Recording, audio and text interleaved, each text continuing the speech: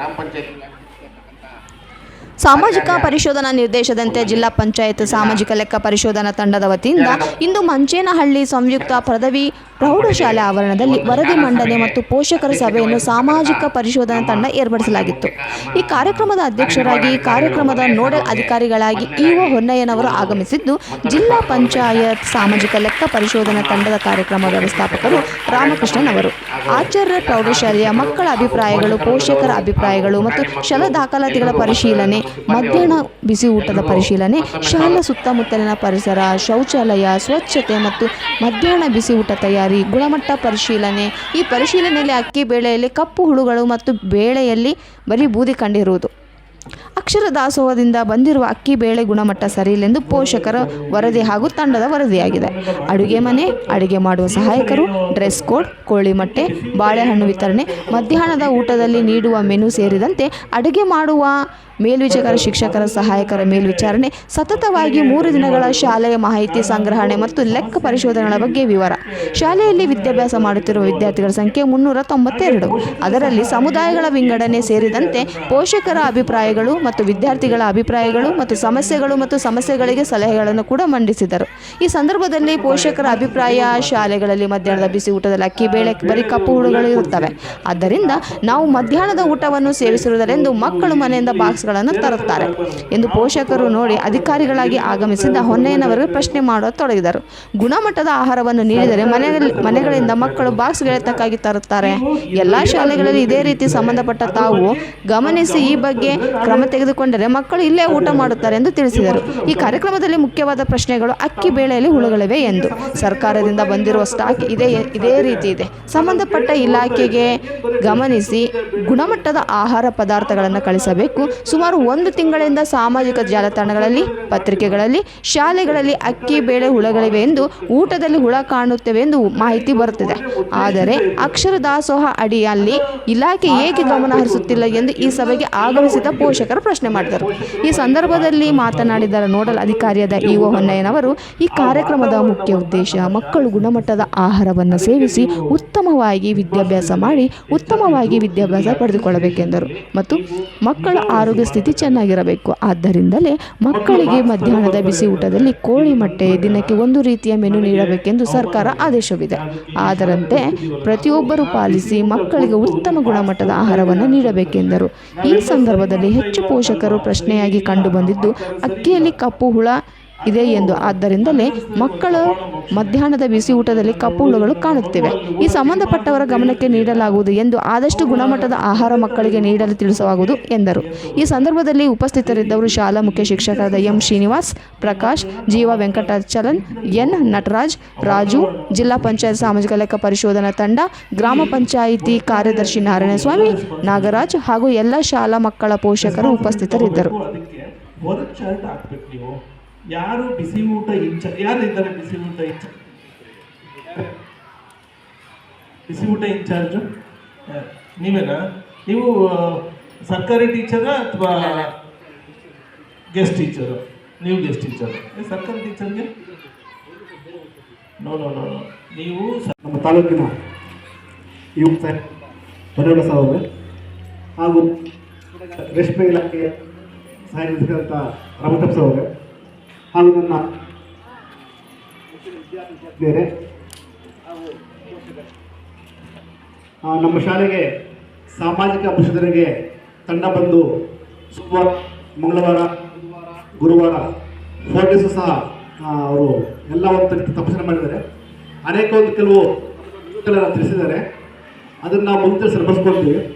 Stock ಹೇಳಿದ್ರೆ ಇದು ಬೇಳೆ ಹುಳ ಅಂತೀನಿ, ಅದನ್ನು ಹೇಳ್ಬೇಕಾಗ್ತಾ ಇಲ್ಲ. ಅದು ಸ್ಟಾಕ್ ಬರೋದು ಸಹ ಅಲ್ಲೂ ಸಹ ಹುಳ ತಗೊಳ್ಳೋದು ನಾವು ಇಳಿಸ್ಕೊಂಡ್ಬಿಡ್ತೀವಿ ಮೂಟೆ. ಪ್ರತಿ ಮೂಟೆನೂ ಪಿಚ್ಚಿನದನ್ನು ಸ್ಟಾಕ್ನ ಚೆಕ್ ಮಾಡ್ತಾ ಇಲ್ಲ, ಮುಂದೆ ಚೆಕ್ ಮಾಡ್ಕೊಂಡು ತೊಗೊಳ್ತೀವಿ. ಒಳಗೆ ಅದು ಮತ್ತು ನಮ್ಮ ಬಂದ ವಾರಕ್ಕೆ ಒಂದು 20 ದಿನಕ್ಕೆ ಹುಳ ಅದನ್ನು ನಾವು ಬಿಸಿಲಿಗೆ ಹಾಕಿ, ನೀವು ನೋಡಿದ್ರೆ ಮಕ್ಕಳು ನೋಡಿದ್ದಾರೆ, ಅದನ್ನು ಮಿಷಿನ್ ಕಳಿಸಿ ಪಾಲಿಶ್ ಶುದ್ಧ ಮಾಡಿ ನಾನೇ ಒಂದು ವಾರದಿಂದ ಬೆಳೆ ಕೈಯಿಂದ ಕಾಸು ಹಾಕಿ ಶುರುವಿನ ಬೆಲೆ ತಂದ್ಕೊಂಡು ಎಣ್ಣೆ ಸಹ ನಾನು ಕೊಂಡ್ಕೊಂಡು ಬಂದು ಅದನ್ನು ಅಡುಗೆ ಸಹ ಮಾಡಿಸಿದ್ವಿ. ಮತ್ತು ಮಧ್ಯೆ ಈ ಒಂದು ಕಾರಣ ಮನೆಯೆಲ್ಲನೂ ಅಸಂದಕಾಯಿ ಎಲ್ಲನೂ ಉಪಯೋಗಿಸಿಲ್ಲ. ಆ ಬೆಳೆ ಸೆಡೆ ಆಗಿಬಿಟ್ಟು ಅದನ್ನು ನಾವು ಮಾಡಿಸಿದ್ದೀವಿ. ನಾವು ನಿಮಗೆ ಮುಂಚೆ ಹೇಳಿದ್ದೀನಿ, ಮೀಟಿಂಗ್ ಬಂದಾಗ ಹೇಳಿದ್ದೀನಿ, ನಮ್ಗೆ ಬಂದು ಮೀಟ್ ಮಾಡೋಕ್ಕೆ ಹೇಳಿದ್ದೀನಿ ಅಲ್ವಾ. ಅಲ್ಲಿದ್ದಾಗ ಬಂದು ಮೀಟ್ ಮಾಡಿ ಅದು ನಾವು ಸರಿಪಡಿಸ್ಕೊಳ್ಳೋಣ. ಯಾಕಂದ್ರೆ ನಾವು ಇಲ್ಲಿ ಅವ್ರಿಗೆ ಅಡುಗೆ ಹೇಳ್ತೀವಿ ಮಾಡೋಕ್ಕೆ, ನಾವು ಏನು ಹೋಗ್ತೀವಿ, ನಾವು ಮುಂದೆ ಕಾಲೇಜಕ್ಕೂ ಆಗಲ್ಲ. ಮತ್ತೆ ನಾವು ಚೆಕ್ ಮಾಡ್ತೀವಿ, ನಮ್ಮ ಶಿಶುಗಳು ಹೋಗ್ತಾ ಚೆಕ್ ಮಾಡ್ತಿರ್ತಾರೆ. ನೀವು ಬಂದು ಅವಾಗ ಚೆಕ್ ಮಾಡ್ತಿದ್ರೆ ನಾವು ಸ್ವಲ್ಪ ಅವೇರ್ನೆಸ್ ತೊಗೊಂತೀವಿ. ಅವ್ರು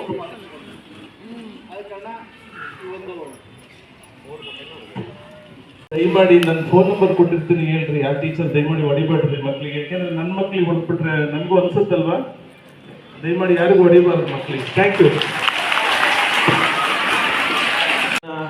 ನನ್ನ ಮನವಿ ಇದು, ಈ ಬಿಸಿ ಊಟವನ್ನು ಹೆಮ್ಮೆಯಿಂದ ತಗೊಳ್ಳಿ. ಇದು ಏನು ಇದನ್ನು ನಾನು ಮಾಡಬೇಕು ಅನ್ನೋ ಬೇರೆ ದೃಷ್ಟಿನಲ್ಲಿ ತಗೋಬಾರ್ದು. ನಾವು ಸಹ ಗೌರ್ಮೆಂಟ್ ಶಾಲೆಯಲ್ಲಿ ಓದಿ KS ಮಾಡ್ಕೊಂಡು ಬಂದಿರೋದು. ನನ್ನ ಟೀಚರೇ ನನಗೆ ಇನ್ಸ್ಪಿರೇಷನ್. ನಾವು ಸಹ ಮಧ್ಯಾಹ್ನದಲ್ಲಿ, ನಾನು ಚಿಕ್ಕಮಗಳೂರು ಡಿಸ್ಟಿಕಲ್ಲಿ ಓದಿದಾಗ ಮಧ್ಯಾಹ್ನದಲ್ಲಿ ಬಿಸಿ ಉಪ್ಪಿಟ್ಟು ಕೊಡ್ತಾ ಇದ್ರು, ಸರಿನಾ. ಅವಾಗ ನಮಗೆಲ್ಲ ಟೀಚರ್ಸು ನಾವೇ ಹಂಚುತ್ತಿದ್ವಿ. ಅದೇ ಬೇರೆ ಸಿಸ್ಟಮ್ ಇತ್ತು. ಹಂಚದ ಸಂದರ್ಭದಲ್ಲಿ ನನಗೆ ನನ್ನ HM, ನನ್ನ ಮೇಷ್ಟ್ರುಗಳು ನಿಂತ್ಕೊಂಡು ಅಬ್ಸರ್ವ್ ಮಾಡ್ತಿದ್ರು. ಅದೊಂದು ಕೆಲಸ ಅಂತ ಭಾವಿಸಿದ್ರು. ಯಾವುದನ್ನ ಮಧ್ಯಾಹ್ನದ ಬಿಸಿ ಊಟದ ಹಂಚಿಕೆ ಇದೆಯಲ್ಲ, ಅದನ್ನು ಕೆಲಸ ಅಂತ ಭಾವಿಸಿದ್ರು. ಇದು ನೀವೆಲ್ಲರೂ ಸರಿ, ಇದೊಂದು ಗೌರವದ ಕೆಲಸ ಅಂತ ಭಾವಿಸ್ಬೇಕು. ಈ ಮಕ್ಕಳು ಎಲ್ಲರೂ ಸಹ ಊಟ ಮಾಡಬೇಕು. ಆಮೇಲೆ ದಯಮಾಡಿ ಮೊಟ್ಟೆನಲ್ಲಿ, ಈಗ ನಾನು ಮೊನ್ನೆ ಬಂದಂಥ ಸಂದರ್ಭದಲ್ಲಿ ನಾವು ಒಂದು ಶಾಲೆಗೆ ಭೇಟಿ ಮಾಡಿದಾಗ, ಸುಮಾರು ಆದರ್ಶ ಶಾಲೆ ಇನ್ನೊಂದು PU ಸರ್ಕಾರಿ ಅಲ್ಲಿ ಭೇಟಿ ಮಾಡಿದಾಗ ಲಿಟ್ರಲಿ ನಮ್ಮ ಬಸರ್ ಮೊಟ್ಟೆ ಕೌಂಟ್ ಮಾಡಿಸಿದ್ದಾರೆ. ಅವ್ರು ಎಷ್ಟು ಮೊಟ್ಟೆ ಇದೆ ಅಂತಂದರೆ 150 ಮೊಟ್ಟೆ ಅಂತ ಹೇಳಿದ್ರು. ಕೌಂಟ್ ಮಾಡಿದಾಗ 120 ಮೊಟ್ಟೆ ಬಂತು. ಅವಾಗ ಇದು ಮೊಟ್ಟೆಗಳಿಗೂ ದುಡ್ಡಿಗೂ ಅಲ್ಲ, ಇದು ನಮ್ಮ ಗೌರವದ ಪ್ರಶ್ನೆ ಅಲ್ವಾ, ಇದೊಂದು ಗೌರವ ಅಲ್ವಾ. ದಯಮಾಡಿ ಈ ಊಟ ಹಾಕೋದಿದೆಯಲ್ಲ, ಅದೊಂದು ದೊಡ್ಡ ಅವಕಾಶ. ಎಷ್ಟೋ ಜನ ಅನ್ನ ಸಂತರ್ಪಣೆ ಮಾಡ್ತಾರೆ, ಏನೇನೋ ಮಾಡ್ತಾರೆ. ನನ್ನ ಟೀಚರ್ಸ್ಗೆ ಇದೊಂದು ಒದಗಿರೋಂತಹ ದೊಡ್ಡ ಅವಕಾಶ. ನೀವು ಇದನ್ನು ಒಳ್ಳೆಯ ರೀತಿಯಲ್ಲಿ ಸದ್ಭಾವನೆಯಿಂದ ಮಾಡಿ ಅಂತ. ಹೌದು, ಇದರಲ್ಲಿ ನ್ಯೂನತೆಗಳಿಲ್ವಾ? ಖಂಡಿತ ಇದೆ, ಸಿಕ್ಕಾಪಟ್ಟೆ ನ್ಯೂನತೆಗಳಿದ್ದಾರೆ. ಆದರೆ ಇವನ್ನೆಲ್ಲನ್ನೂ ಮೀರಿ ಮಾಡಬೇಕು ಅಂತ ಅಷ್ಟೇ. ಈಗ ಶೌಚಾಲಯಗಳನ್ನು ಬಳಸೋ ರೀತಿ ಮಕ್ಕಳಿಗೆ ಹೇಳ್ಕೊಡ್ಬೇಕು. ಇದರಲ್ಲಿ ಪೋಷಕರ ಜವಾಬ್ದಾರಿನೂ ಇದೆ. ದಯಮಾಡಿ ನೀವು ಅಷ್ಟೇ, ನೀವು ಹೇಗೆ ಮನೆಯಲ್ಲಿ ಶೌಚಾಲಯಗಳನ್ನ ಇಟ್ಕೋತೀರಲ್ಲ, ಅದೇ ರೀತಿ ಶಾಲೆಯಲ್ಲಿ ಇಟ್ಕೊಳ್ಳಿ ಅಂತ ನೀವು ಹೇಳಿದರೆ ಖಂಡಿತ ಅವ್ರು ಪಾಲಿಸ್ತಾರೆ. ಅದೇ ರೀತಿ ಇಲ್ಲೂ ಸಹ ಚಾಲೆಂಜಸ್ ಇದೆ. ಹೆಡ್ ಮಾಸ್ಟರ್ ಹೇಳಿದಂಗೆ ಚಾಲೆಂಜಸ್. ಈಗ ನಮ್ಮ ಮನೆಯಲ್ಲಿ ನನ್ನ ಮಕ್ಕಳನ್ನೇ ಎಷ್ಟು ನೀಟಾಗಿರಿ ಅಂತ ಹೇಳಿದ್ರೂ ಸಹ ನೀಟಾಗಿ ಇಟ್ಕೊಳಲ್ಲ. ಅವ್ರು ಎಲ್ಲೆಲ್ಲಿ ಬೇಕು ಬಿಸಾಕ್ತಾರೆ, ಏನೇನೋ ಮಾಡಿರ್ತಾರೆ. ಇಷ್ಟೂ ಜನ ಮಕ್ಕಳಿದ್ದಾಗ ಅವ್ರಿಗೆಲ್ಲರಿಗೂ ಹೇಳ್ಬೇಕಾದ ಸಂದರ್ಭದಲ್ಲಿ ಕೆಲವು ನ್ಯೂನತೆಗಳಾಗ್ತವೆ.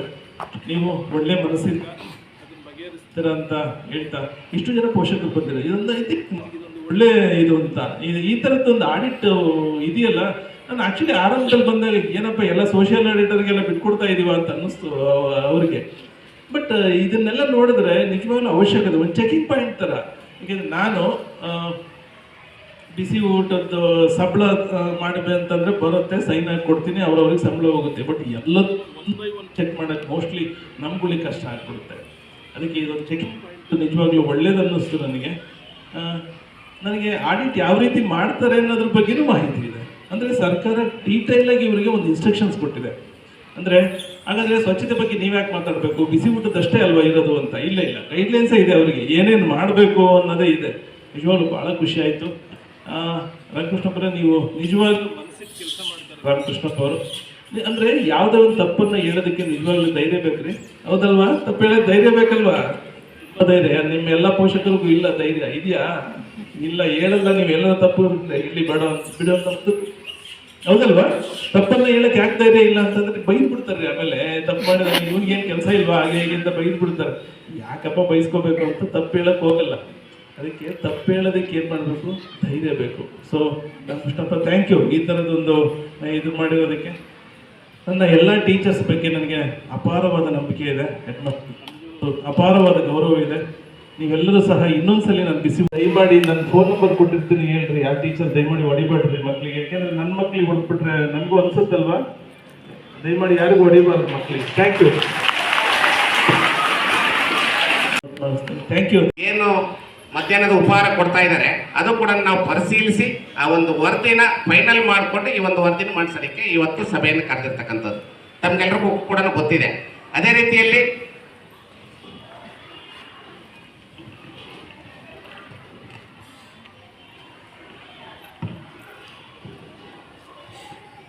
ಮುಖ್ಯವಾಗಿ ನಾವು ಗಮನಿಸಿರ್ತಕ್ಕಂಥದ್ದು ದಾಖಲೆಗಳನ್ನು ಉತ್ತಮವಾಗಿ ನಿರ್ವಹಿಸಿರ್ತಾರೆ, ಕೆಲವೊಂದು ಮಾತ್ರ, ಅಂದರೆ ಎಲ್ಲ ಕೂಡ ಇಲ್ಲ. ಅದು ಯಾವ್ಯಾವುದು ಇನ್ಕಂಪ್ಲೀಟ್ ಇದೆ ಅದು ಕೂಡ ಈಗಾಗಲೇ ನಾವು ಮುಖ್ಯ ಶಿಕ್ಷಕರಿಗೆ ಹೇಳಿದ್ದೀವಿ, ಅದನ್ನು ಸರಿಪಡಿಸ್ಕೊಳ್ಳೋದಕ್ಕೂ ಕೂಡ ತಿಳಿಸಿರ್ತೀವಿ.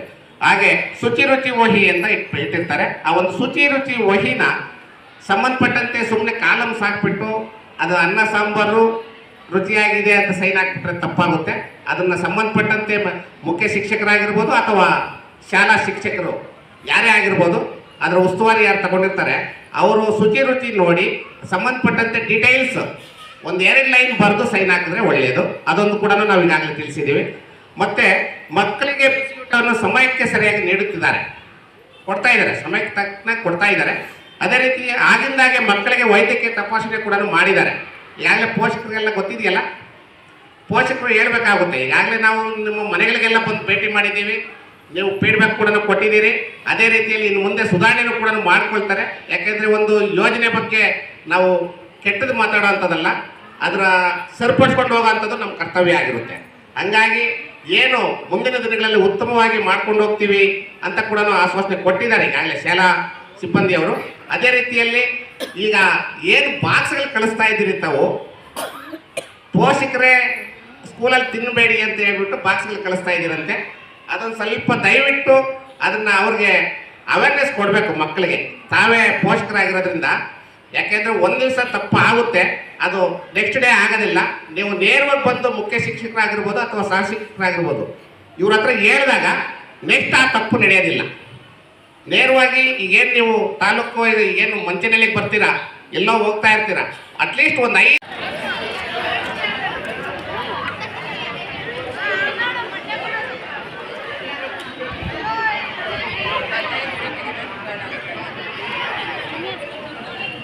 ಈಗ ಅಕ್ಷರ ದಾಸೋಹದ ಅಡಿಯಲ್ಲಿ ಬಂದಿರೋ ಅಕ್ಕಿ ಬೇಳೆಯಲ್ಲಿ ಬರೀ ಕಪ್ಪುಳ ಅಂತ ಎಲ್ಲ ಪೋಷಕರ ಒಂದು ದೂರಾಗಿದೆ. ಮತ್ತು ಮಕ್ಕಳು ಕೂಡ ಊಟ ಮಾಡಿಲ್ಲ ಅಂತ ಮನೆಗಳಲ್ಲಿ ಹೋಗಿ ಅವರು ಆ ರೀತಿ ಅವ್ರಿಗೆ ಮಾಹಿತಿ ಕೊಟ್ಟಿದ್ದಾರೆ. ಮತ್ತು ಮನೆಗಳಿಂದ ಬಾಕ್ಸ್ಗಳು ತರ್ತಾ ಇದ್ದಾರೆ. ಯಾಕೆ ಅಂತ ಪ್ರಶ್ನೆ ಮಾಡಿದಾಗ ಬಂದಿರೋಂಥ ಸ್ಟಾಕಲ್ಲಿ ಅಕ್ಕಿ ಬೇಳೆಯಲ್ಲಿ ಬರೀ ಕಪ್ಪುಳ ಇದೆ. ಆ ಕಪ್ಪುಳ ಇರೋದ ಕಾರಣಕ್ಕಾಗಿ ಇನ್ಚಾರ್ಜರ್ ಯಾರು ತಗೊಂಡಿರ್ತಾರೆ ಸ್ಕೂಲ್ಗಳಲ್ಲಿ ಅವರು ಪದೇ ಪದೇ ಅದನ್ನು ಕ್ಲೀನ್ ಮಾಡೋದು ಇನ್ನೊಂದು ಮತ್ತೊಂದು ಎಷ್ಟು ಮಾಡಿದ್ರು ಕೂಡ ಬರೀ ಉಳದ ಅಭಾವನೆ ಜಾಸ್ತಿ ಆಗಿದೆ. ಈ ಹಿನ್ನೆಲೆಯಲ್ಲಿ ಏನು ಮಾಡೋಕ್ಕೂ ಆಗ್ತಾಯಿಲ್ಲ ಅಂತ ಅವರ ಅಭಿಪ್ರಾಯನೂ ತಮ್ಮ ಬಾಡಿ ಇವಾಗ ವ್ಯಕ್ತಪಡಿಸಿದ್ದಾರೆ. ಮತ್ತು ಪೋಷಕರಲ್ಲಿ ಕೂಡ ಅದೇ ದೂರು ಬಂದಿದೆ.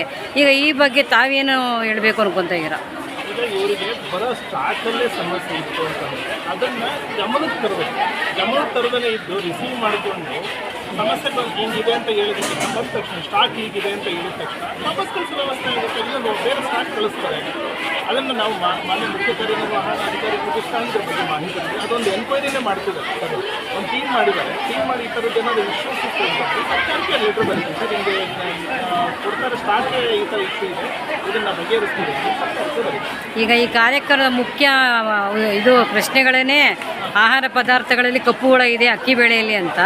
ಮತ್ತು ಸಂಬಂಧಪಟ್ಟ ಅಧಿಕಾರಿಗಳು ಇಂಥವೆಲ್ಲ ಗಮನಿಸಿ ಅದನ್ನು ಅವರು ತಿದ್ದುಕೋಬೇಕಾಗಿರೋದು ಇದೆಯಲ್ಲ. ಮತ್ತು ಅವ್ರು ಯಾಕೆ ಗೈರು ಹಾಜರಾಗ್ತಾ ಇದ್ದಾರೆ? ನಿನ್ನೆ ಆದರ್ಶ ಶಾಲೆಗೂ ಬಂದಿಲ್ಲ ಅಂತ ಒಂದು ಪ್ರಶ್ನೆ ಇದೆ, ಸರ್ಕಾರಿ ಶಾಲೆಗಳಿಗೂ ಬಂದಿಲ್ಲ ಅಂತ ಪ್ರಶ್ನೆ ಇದೆ, ಮತ್ತು ಇಲ್ಲಿಗೂ ಬಂದಿಲ್ಲ ಅನ್ನೋದ್ರಲ್ಲಿ ಮತ್ತು ಅವರು ಯಾವ ರೀತಿಯಲ್ಲಿ ಕಾರ್ಯನಿರ್ವಹಣೆ ಮಾಡ್ತಾರೆ ಅಂತ ಕೇಳಬೇಕಲ್ವಾ? ಅವರು ಮೊನ್ನೆ ಬಂದಿರಲಿಲ್ಲ. ಇವತ್ತು ಏನಾಗಿದೆ ಅಂತಂದರೆ ನಾನು ಪರ್ಮಿಷನ್ ತೊಗೊಂಡೋಗಿದ್ದಾರೆ. ಇವತ್ತು ಅವ್ರಿಗೆ ಟ್ರೈನಿಂಗ್ ಇದೆ ಬೆಂಗಳೂರು, ಹಾಗಾಗಿ ಟ್ರೈನಿಂಗ್ ಹೋಗಿದೆ.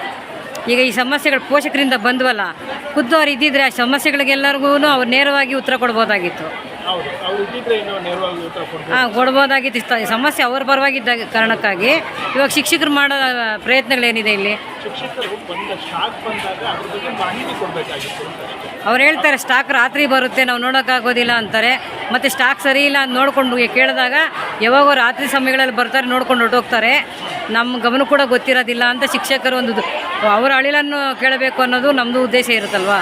ಈ ವಿಷಯನ ಸ್ಟಾಕ್ ರಾತ್ರಿ ಬರುತ್ತೆ ಅನ್ನೋದು ಸಹ ಅದನ್ನು ಹೇಳಿದರೆ ನಮಗೆ ಆಫೀಸ್ ಅವರ್ಸಲ್ಲಿ ಬರಲಿ ಅನ್ನೋದು ಅದನ್ನು ಬೇಕಾದ್ರೆ ನಾವು ನೋಟಿಸ್ ಈಗ ಸುಮಾರು ಮಾಹಿತಿ ಬೇಕು. ಮಾಹಿತಿ ಇಲ್ಲ ಅಂತಂದರೆ ಸಮಸ್ಯೆ. ಸುಮಾರು 1 ತಿಂಗಳಿಂದ ಸಾಮಾಜಿಕ ಜಾಲತಾಣಗಳಲ್ಲಿ ಎಲ್ಲ ಶಾಲೆಗಳು ಸಂಬಂಧಪಟ್ಟಂತೆ ಅಕ್ಕಿ ಬೆಳೆಯಲ್ಲಿ ಹುಳ ಅಂತ ಪ್ರತಿದಿನ ನ್ಯೂಸ್ಗಳು ಬರ್ತಾನೆ ಇದೆ. ಬಟ್ ಸಂಬಂಧಪಟ್ಟ ಇಲಾಖೆಗಳಿಗೆ ಅವರಿಗೆ ಇದು ಗಮನಕ್ಕಿಲ್ವಾ? ಖಂಡಿತ ಇದೆ. ಈ ಸರಿ ಬರೋ ಸ್ಟಾಕ್ ಅಂತೂ ಖಂಡಿತ ಆ ಥರದ್ದು ಇರಲ್ಲ. ಈ ಥರದ್ದು ಏನೋ ಈ ಸರಿ ಏನು ಸ್ಟಾಕ್ ಬರಬೇಕಾದ್ರೆ ಇವ್ರಿಗೂ ನಾವು ಇನ್ಸ್ಟ್ರಕ್ಷನ್ ಮಾಡಿದ್ವಿ. ಯಾರು ಸಪ್ಲೈಯರ್ಸ್ ಇರ್ತಾರೆ ಸ್ಟಾಕ್ ಸರಿಯಾಗಿ ಬಂದಿಲ್ಲ ಅಂತಂದರೆ ಇವ್ರು ನೋಡ್ಕೋಬೇಕು. ಸ್ಟಾಕ್ ಸರಿ ಇಲ್ಲ ಅಂತ ವಾಪಸ್ ಕಳಿಸ್ತಾರೆ, ಬೇರೇನು ಮಾಡ್ತಾರೆ. ಹಾಗಾಗಿ ನಾವು ರಿಸೀವಿಂಗ್ ಎಂಡಿಂಗ್ ಇದೀವ, ನಾವು ಏನಾಗಬೇಕು ಒಂದು ನಿಷ್ಠುರವಾಗಿರಬೇಕು. ನಿಷ್ಠುರವಾಗಿ ಏನಾದರೂ ಅಂದರೆ ಸ್ಟಾಕ್ ಬಂದಿದ್ದನ್ನು ರಿಸೀವ್ ಮಾಡ್ಕೊಳ್ಳೋದಕ್ಕಿಂತ ಸರಿ ಇದೆಯಾ ಅಂತ ಚೆಕ್ ಮಾಡ್ಕೊಂಡು ರಿಸೀವ್ ಮಾಡಿ. ಅಲ್ಲಿಗೆ ಬಿಸಿ ಊಟ, ಮಧ್ಯಾಹ್ನದ ಊಟದಲ್ಲಿ ಅಕ್ಕಿ ಬೇಳೆ ಹುಳ ಇದೆ ಅನ್ನೋದಕ್ಕೆ ನೇರ ಜವಾಬ್ದಾರಿ ಅವರದೇ ಅಲ್ವಾ ಸರ್? ಯಾರು ಅಸಿಸ್ಟೆಂಟ್ ಡೈರೆಕ್ಟರ್. Okay sir. ಏನು ಮಾಡ್ತಾ ಇದ್ದಾರೆ, ಕ್ಲಾಸ್ ಕೇಳ್ತಾ ಇದ್ದಾರಾ ಇಲ್ವಾ, ಕ್ಲಾಸ್ಗೆ ಹೋಗಿದಾರಾ ಇಲ್ವಾ, ಅಥವಾ ಊಟ ಮಧ್ಯಾಹ್ನ ಏನು ಅಡುಗೆ ಮಾಡಿರ್ತಾರೆ ನೀವೇನು ಊಟ ಮಾಡಿ ಅಂತ ಹೇಳಿಲ್ಲ, ಜಸ್ಟ್ ಸ್ಯಾಂಪಲ್ ನೋಡ್ಬಿಟ್ಟು ಅವ್ರಿಗೆ ಹೇಳ್ಬಿಟ್ಟು ಅಂದ್ರೂ ನೆಕ್ಸ್ಟ್ ಡೇ ತಿದ್ಕೊಳ್ತಾರೆ ಅದು ಅಲ್ವರಾ. ಹಂಗಾಗಿ ತಾವು ಕೂಡ ಇದಕ್ಕೆ ಸಹಕಾರ ಕೊಡಬೇಕಾಗುತ್ತೆ. ಯಾಕೆಂದರೆ ಒಂದು ಯೋಜನೆ ಬಗ್ಗೆ ಕೆಟ್ಟದಾಗ ಹೇಳೋದಕ್ಕಿಂತಲೂ ಅದು ಒಳ್ಳೆ ರೀತಿಯಲ್ಲಿ ತಗೊಂಡೋದಾಗ ಅದಕ್ಕೂ ಒಂದು ಒಳ್ಳೆಯ ಹೆಸರು ಬರುತ್ತೆ ಅನ್ನೋದು. ಮತ್ತು ಮುಂಜಾಗ್ರತಾ ಕ್ರಮವಾಗಿ ಎಲ್ಲ ಶಾಲೆಗಳಲ್ಲಿ ಅಡುಗೆ ಕೋಣೆಯಲ್ಲಿ ಅಗ್ನಿನಂದಕ ಅಳವಡಿಸಿದೆ. ಮತ್ತು ಅಡುಗೆ ಕೋಣೆ ಹಾಗೂ ದಾಸ್ತಾನು ಕೊಠಡಿಯಲ್ಲಿ ಹೆಚ್ಚು ಸ್ವಚ್ಛತೆ ಅವಶ್ಯಕತೆ ಇದೆ ಅಂತ ನಾವು ಈಗಾಗಲೇ ಹೇಳಿದ್ದೀವಿ. ಆ ಸ್ವಚ್ಛತೆ ಕೂಡ ಈಗಾಗಲೇ ತಿಳ್ಕೊಂಡಿದ್ದಾರೆ. ನಿನ್ನೆಯಿಂದ ಕೂಡ ಅದು ಕೂಡ ಮಾಡ್ತಾ ಇದ್ದಾರೆ. ಇನ್ನು ಮುಂದೆ ಕೂಡ ಅದೇ ರೀತಿಯೇ ಮಾಡ್ಕೊಂಡು ಹೋಗ್ಬೇಕಾಗುತ್ತೆ. ಮತ್ತು ಮಕ್ಕಳಿಗೆ ಬಿಸಿಯೂಟವನ್ನು ನೀಡುವ ಸಂದರ್ಭದಲ್ಲಿ ಶಿಕ್ಷಕರು ಮುಂದಾಳತ್ವ ವಹಿಸಲೇಬೇಕಾಗುತ್ತೆ. ಯಾಕೆ ಅಂತ ಅರ್ಥ ಆಗಿರ್ಬೋದು. ಈಗಾಗಲೇ ಪೋಷಕರು ಹೇಳಿದಂಗೆ ಮಕ್ಕಳು ಹೇಳಿದ್ದಾರೆ, ಹೆಸರುಗಳು ಹೇಳೋದು ಬೇಡ, ಪೋಷಕರು ಸುಮಾರು ಕಂಪ್ಲೇಂಟ್ ಮಾಡಿದ್ದಾರೆ, ಮಕ್ಕಳು ಸುಮಾರು ಜನ ಕಂಪ್ಲೇಂಟ್ ಮಾಡಿದ್ದಾರೆ. ಮಕ್ಕಳ ಕಡೆಯಿಂದ ಅಡುಗೆ ಬಡಿಸ್ತಾರೆ ಅಂತ ಹೇಳಿದ್ದಾರೆ. ಅದು ದಯವಿಟ್ಟು ತಪ್ಪಿಸ್ಬೇಕಾಗುತ್ತೆ. ಅದನ್ನು ಶಿಕ್ಷಕರು ಏನಿರ್ತೀರಿ ನೀವೇ ಮುಂದಾಳತ್ವ ವಹಿಸ್ಕೊಂಡು ಅವ್ರಿಗೆ ಅಡುಗೆ ಬಡಿಸೋದು ನೋಡ್ಕೊಳ್ಬೇಕಾಗುತ್ತೆ. ಮತ್ತು ಆ ಮೊಟ್ಟೆ ಕೊಡೋದಂಥದ್ದು ಕೂಡ ನೋಡ್ಕೊಳ್ಬೇಕಾಗುತ್ತೆ. ಯಾಕೆಂದರೆ ಈಗ ಮುಂದಿನ ಪಾಯಿಂಟ್ ಬರುತ್ತದು, ಮೊಟ್ಟೆ ಸುಮಾರು ಜನಕ್ಕೆ ಸ್ಯಾಟೇಜು ಅಂತ ಹೇಳ್ತಾ ಇದ್ದಾರೆ, ಆದರೆ ಅಲ್ಲಿ ಇರೋದಿಲ್ಲ. ಹಂಗಾಗಿ ನಾವು ಬಾಳೆಹಣ್ಣು ತೊಗೊಂಡು ಹೋಗ್ತೀವಿ ಅಂತ ಕಂಪ್ಲೇಂಟ್ ಮಾಡ್ತಾರೆ. ಅದನ್ನು ನೀವು ನೋಡಿದಾಗ ಅವ್ರಿಗೆ ಕರೆಕ್ಟಾಗಿ ಎಲ್ಲರಿಗೂ ಸಿಗುತ್ತೆ ಅನ್ನೋದು ನಮ್ಮ ಅನಿಸಿಕೆ. ಲೆಕ್ಕ ಪರಿಶೋಧನೆ ಏನಲ್ಲ, ಸಾಮಾಜಿಕ ಪರಿಶೋಧನೆ. ಸಾಮಾಜಿಕ ಪರಿಶೋಧನೆ ಅಂತ ಏನು ಮಾಡಿದ್ದೀವಿ, ಆ ಒಂದು ಸಾಮಾಜಿಕ ಪರಿಶೋಧನೆ ಈಗಾಗಲೇ ಈ ಒಂದು ಮುಖ್ಯ ಶಿಕ್ಷಕರು ಹಾಗೂ ಸಹ ಶಿಕ್ಷಕರು ಹಾಗೂ ಪುಟಾಣಿ ಮಕ್ಕಳು ಹಾಗೂ ಪೋಷಕರ ಕಡೆಯಿಂದ ಏನು ನಾವು ಫೀಡ್ಬ್ಯಾಕ್ ತಗೊಂಡಿದ್ದೀವಿ, ಆ ಒಂದು ಫೀಡ್ಬ್ಯಾಕು ಎಲ್ಲ ಕೂಡ ವರದಿ ಮಂಡಿಸೋದಕ್ಕೋಸ್ಕರ ಈ ಒಂದು ಶಾಲಾ ಸಭೆಯನ್ನು ಕರೆದಿರ್ತಕ್ಕಂಥದ್ದು.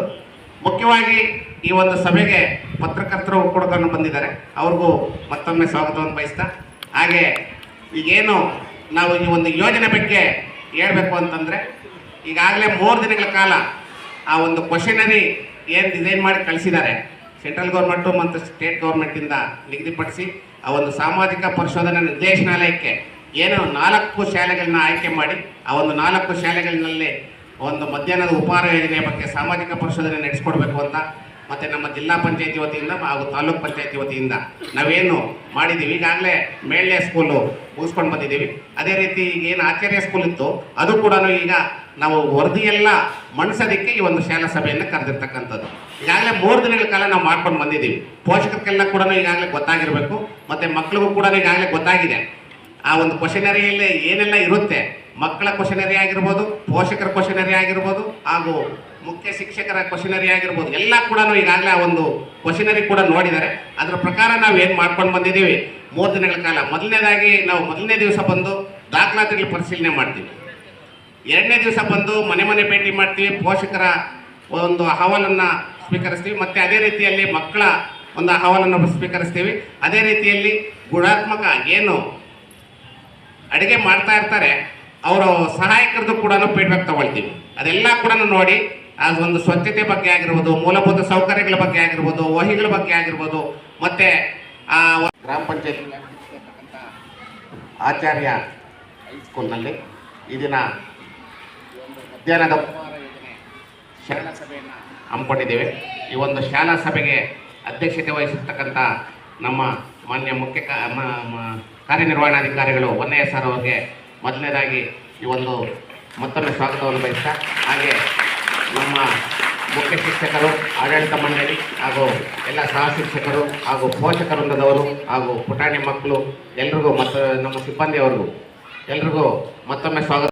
ಶುದ್ಧ ಕುಡಿಯುವ ನೀರಿನ ಲಭ್ಯತೆ ಸಮರ್ಪಕವಾಗಿದೆ, ಆದರೆ ಆ ಒಂದು ಶುದ್ಧ ಕುಡಿಯುವ ನೀರಿನ ಘಟಕ ಏನಿದೆ ಅದರಲ್ಲಿ ಸರಿಯಾಗಿ ನಿರ್ವಹಣೆ ಆಗ್ತಾ ಇಲ್ಲ. ಮಕ್ಕಳಿಗೆ ಕಾಯಿಲೆ ಬರ್ತಾ ಇದೆ, ವಾಂತಿ ಆಗ್ತಾ ಇದೆ, ಆಸ್ಪತ್ರೆಗೆ ಹೋಗ್ಬೇಕಾಗಿದೆ ಅಂತ ಪೋಷಕರು ಕಂಪ್ಲೇಂಟ್ ಮಾಡಿರ್ತಾರೆ, ಮತ್ತು ಮಕ್ಕಳು ಕೂಡ ಕಂಪ್ಲೇಂಟ್ ಮಾಡಿರ್ತಾರೆ. ಅದನ್ನು ಸ್ವಲ್ಪ ನೋಡ್ಕೊಳ್ಬೇಕಾಗುತ್ತೆ. ನೆಕ್ಸ್ಟು ಶಾಲೆಯ ಆವರಣದಲ್ಲಿ ಅತಿ ಹೆಚ್ಚು ಕೊಳಚೆ ನೀರು ತೊಂದರೆ ಇದೆ. ಚರಂಡಿ ಸ್ಮೆಲ್ಲು ನಾವು ಕೂಡ 3 ದಿವಸ ಗಮನಿಸಿದ್ವಿ. ಆ ಒಂದು ಚರಂಡಿ ಸ್ಮೆಲ್ ಜಾಸ್ತಿ ಇದೆ, ಮತ್ತು ಹಿಂದ್ಗಡೆ ಸ್ವಲ್ಪ ಗಲೀಜು ಜಾಸ್ತಿ ಇದೆ. ಅದನ್ನು ಸ್ವಲ್ಪ ಸ್ವಚ್ಛತೆಯಿಂದ ಇಟ್ಕೊಂಡ್ರೆ ಒಳ್ಳೆಯದು ಸರ್. ಮತ್ತು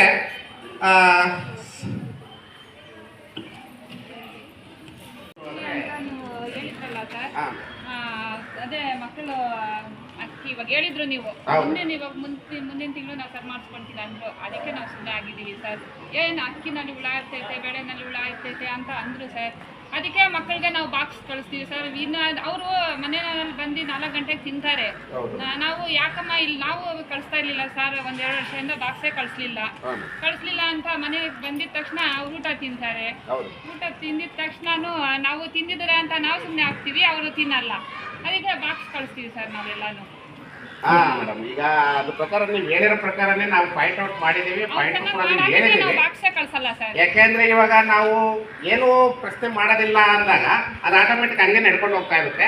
ನಾವು ಯಾರಾದ್ರೂ ಕೂಡ ನಾನು ಆವಾಗಲೇ ಹೇಳಿದೆ, ನೀವು ಮಂಚನಹಳ್ಳಿಗೆ ಬರ್ತೀರಾ, ಇಲ್ಲೇ ಸ್ಕೂಲ್ ಪಕ್ಕದಲ್ಲೇ ಹೋಗ್ತಾ ಇರ್ತೀರಾ, ಅಟ್ಲೀಸ್ಟ್ ನೀವು ಸ್ವಲ್ಪ ಒಳಗಡೆ ಬಂದು ನಿಮ್ಮ ಮಗು ಇದೆಯಾ ಇಲ್ವಾ ಅನ್ನೋದು ಒಂದು, ಪಾಠ ಮಾಡ್ತಾ ಇದ್ದಾರಾ ಇಲ್ವಾ ಅನ್ನೋದಕ್ಕೆ ನೋಡ್ಬೋದು ಒಂದು, ಮತ್ತೆ ಆ ಬಿಸಿ ಊಟ ಏನು ಮಾಡಿದ್ದಾರೆ ಆ ಸ್ವಲ್ಪ ಸ್ಯಾಂಪಲ್ ನೋಡ್ಬೋದು. ಅಕಸ್ಮಾತ್ ಏನಾದ್ರು ನಿಮ್ಗೆ ಅನಿಸಿದ್ದು ಅಭಿಪ್ರಾಯನ ಅಲ್ಲಿ ವ್ಯಕ್ತಪಡಿಸ್ಬೋದು. ಮತ್ತೆ ಆ ಮುಖ್ಯ ಶಿಕ್ಷಕರು ಅಥವಾ ಅದಕ್ಕೆ ಸಂಬಂಧಪಟ್ಟಂತ ಯೋಜನೆಯಲ್ಲಿ ಏನಿರ್ತಾರೆ ಟೀಚರ್ಸ್ ಅವರು ಕೂಡ ತಿಳಿಸಿದಾಗ ಮುಂದಿನ ದಿನಗಳೆಲ್ಲ ಅದು ತಪ್ಪು ಆಗಲ್ಲ ಮೇಡಮ್, ಅದು ಸರಿಪಡಿಸ್ಕೊಳ್ತಾರೆ. ತಾವು ಕೂಡ ಅದನ್ನ ಗಮನಿಸಿದ್ರೆ ಒಳ್ಳೆಯದು. ಅವ್ರು ಕೇಳ್ತಾ ಇರೋದು ಊಟದಲ್ಲಿ ಹುಳ ಇದೆ ಅಂತ. ಹುಳ ಎಲ್ಲಿಂದ ಬರುತ್ತೆ ಅದು ಪ್ರಶ್ನೆ ಮಾಡಬೇಕು. ಅಂದ್ರೆ ಸ್ಟಾಕ್ ಬಂದಾಗ ಸ್ಟಾಕೇ ಬರೋದು. ಮಾಡಿದ್ರೆ ಆಯ್ತು ಸರ್. ಈಗ ನಾವು ಫಸ್ಟ್ಗೆ ಅದನ್ನ ಅದೇ ಪಾಯಿಂಟ್ ಹೇಳಿದ್ವಿ ಮೇಡಮ್. ಈಗ ನುಚ್ಚು ಟೈಪ್ ಬಂದಿದೆ, ಹಿಟ್ಟಾಗ್ಬಿಟ್ಟಿದೆ ಬೇಳೆ ಅಂತ ಸಾಹೇಬ್ ಕೂಡ ಗೊತ್ತಾಗಿದೆ. ಈಗ ಅದನ್ನೇ ಬರೋಷ್ಟ ಚೆನ್ನಾಗಿರಲ್ಲ, ಕ್ಲೀನ್ ಇಲ್ಲ. ಹೌದು, ಅದು ಸಜೆಸ್ಟ್ ಮಾಡ್ತೀವಿ. ಹೆಣ್ಮಕ್ಳು ಇರ್ತಾರೆ, ನೀರೇ ಇರಲ್ಲ ಅಂತಾರೆ ಸರ್ ವಾಶ್ರೂಮ್ ಅಲ್ಲಿ. ಓಕೆ ಮೇಡಮ್, ಈಗ ಮಾತಾಡ್ತಾರೆ.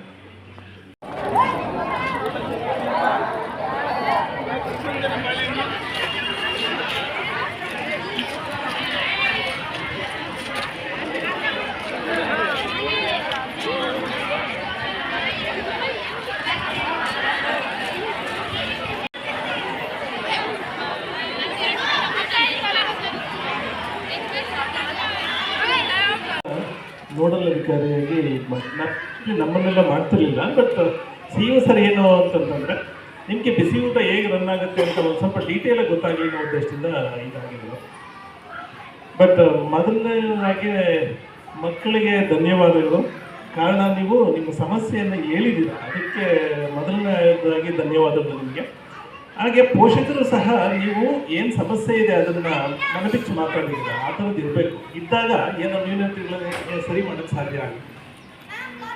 ಬಟ್ ನಮ್ಮ ಹೆಡ್ ಮಾಸ್ಟರ್ ನನಗೊಂದು ಮಾತು ಹೇಳಿದ್ರು, ಅಂದರೆ ಬೇಳೆದು ಒಳ್ಳೇದು ಕೊಡಿಸಿ ಅಂತ.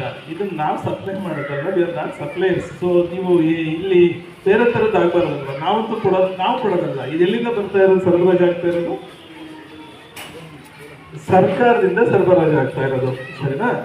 ನೀವು ಇದರಲ್ಲಿ ಏನಾದ್ರು ನ್ಯೂನತೆಗಳಿದ್ರೆ ಅದ್ರ ಬಗ್ಗೆ ನಮ್ಮ ಗಮನಕ್ಕೆ ತಂದರೆ ನಾವೇ ಸಾಧ್ಯ ಆಗುತ್ತೆ. ನೀವು ಫಸ್ಟ್ ನಮ್ಮ ಗಮನಕ್ಕೆ ತಗೊಂಡ್ಬರ್ಬೇಕು. ನಿಮಗೆ ಸಮಸ್ಯೆ ಇದೆ ಅಂತ ಗೊತ್ತಾಗಿಲ್ಲ ಅಂತಂದ್ರೆ ಸರಿಪಡಿಸಲಿಕ್ಕೆ ಸಾಧ್ಯನೇ ಆಗಲ್ಲ. ನಾನು ಅದು ಬೇಳೆ ನೋಡ್ತಾ ಇದ್ದೆ, ಏನು ಬರೀ ಡಸ್ಟೇ ತುಂಬಿದೆ ಬೇಳೆನಲ್ಲಿ ಅಂತಂದರೆ ನಾವು ನಮ್ಮನೆಲ್ಲ ಆ ಥರ ಬೇಳೆ ಖಂಡಿತ ತರಲ್ಲ. ಅಂಗಡಿನಲ್ಲಿ ಏನು ಪರ್ಚೇಸ್ ಮಾಡಿದ್ರೆ ಹಂಗೆ ಮಾಡ್ತೀವ? ಖಂಡಿತ ಇಲ್ಲ. ಸರ್ಕಾರ ಇದಕ್ಕಾಗಿ ಭಾಳಷ್ಟು ದುಡ್ಡು ಖರ್ಚು ಮಾಡ್ತಾ ಇದೆ. ಅಂದರೆ ಇದೊಂದು ಒಳ್ಳೆಯ ಉದ್ದೇಶದಿಂದ ಇರ್ತಕ್ಕಂಥದ್ದು.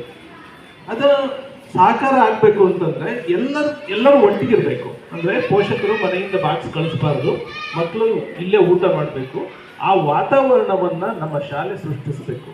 ಅದಕ್ಕೆ ನೀವು ಹೆಡ್ ಮಾಸ್ಟರ್ ಇದ್ದೀರಿ, HM ಇದ್ದು ಇದರಲ್ಲಿ ಅಡ್ಮಿನಿಸ್ಟ್ರೇಷನ್ನಲ್ಲಿ ನೀವು ನಿಗಾ ವಹಿಸಿ ಮಾಡಬೇಕಾಗುತ್ತೆ. ಮಕ್ಕಳು ಬಾಕ್ಸ್ ತಗೊಂಡ್ಬರ್ತಾರೆ ಅಂತಂದ್ರೆ ಇದು ನನ್ನ ಪ್ರಕಾರ ನನಗೆ ಅವಮಾನ ಆದಂಗೆ. ಯಾವುದಕ್ಕೆ ಈ ಶಾಲೆ ನಡೆಸ್ತಿದ್ದೀವಲ್ಲ ನಾನು ಬಿಸಿ ಊಟ ಕೊಟ್ಟು ನೀವು ಬಾಕ್ಸ್ ತರ್ತಾ ಇದ್ದೀರಾ ಅಂತಂತಂದ್ರೆ ನಾವೆಲ್ಲೋ ಸರಿ ಮಾಡ್ತಾ ಇಲ್ಲ ಅಂತ ಅಲ್ವಾ? ಸರಿ ಇಲ್ಲ, ನಾವು ಮಾಡ್ತಾ ಇರೋ ಸರಿ ಇಲ್ಲ ಅಂತ. ಅದು ನನಗನ್ಸಿದಾಗ ಒಂದು ಕಪಾಳ ಮೋಕ್ಷಣೆ. ನನ್ನ ಮಗು ಅಲ್ಲಿ ಊಟ ತಿನ್ನಬಾರ್ದು ಅಂತ ಹೇಳೋದಿದೆಯಲ್ಲ, ಅವರ ತಂದೆ ತಾಯಿಗಳು ಮಕ್ಕಳ ಬಗ್ಗೆ ಕೇರ್ ತಗೋತಾರೆ. ಅದೇ ರೀತಿ ಇಲ್ಲಿ ಟೀಚರ್ಸು ಸಹ ಅಷ್ಟೇ. ಈ ಮಕ್ಕಳನ್ನ ನಮ್ಮ ಮಕ್ಕಳ ರೀತಿಯಲ್ಲಿ ನೋಡ್ಕೋಬೇಕು, ಆ ವಾತಾವರಣವನ್ನು ಸೃಷ್ಟಿಸಬೇಕು. ಇಲ್ಲಿ ಒಟ್ಟಾರೆಯಾಗಿ ನೀವು ಎಲ್ಲ ರೆಸ್ಪಾನ್ಸಿಬಿಲಿಟಿ ತಗೋಬೇಕು. ಅದಕ್ಕೆ ವರ್ಕ್ ಚಾರ್ಟ್ ಹಾಕ್ಬೇಕು. ನೀವು ಯಾರು ಬಿಸಿ ಊಟ ಯಾರು ಇದ್ದಾರೆ ಬಿಸಿ ಊಟ ಇನ್ಚಾರ್ಜು ನೀವೇನಾ? ನೀವು ಸರ್ಕಾರಿ ಟೀಚರಾ ಅಥವಾ ಗೆಸ್ಟ್ ಟೀಚರು? ನೀವು ಗೆಸ್ಟ್ ಟೀಚರ್. ಸರ್ಕಾರಿ ಟೀಚರ್ಗೆ ನೋ ನೀವು ಹಾಗೂ ನಮ್ಮ ಶಾಲೆಯ ಪೋಷಕ ವರ್ಗದವರು ನಾವು ಕೂಡ ಆಗಮಿಸಿದರೆ ಅವರಿಗೆ ಒಳ್ಳೆಯ ಸುಸ್ವಾಗತವನ್ನು ಬಯಸುತ್ತೇವೆ. ಹಾಗೂ ನಮ್ಮ ಶಾಲಾ ಕಾಲೇಜಿನ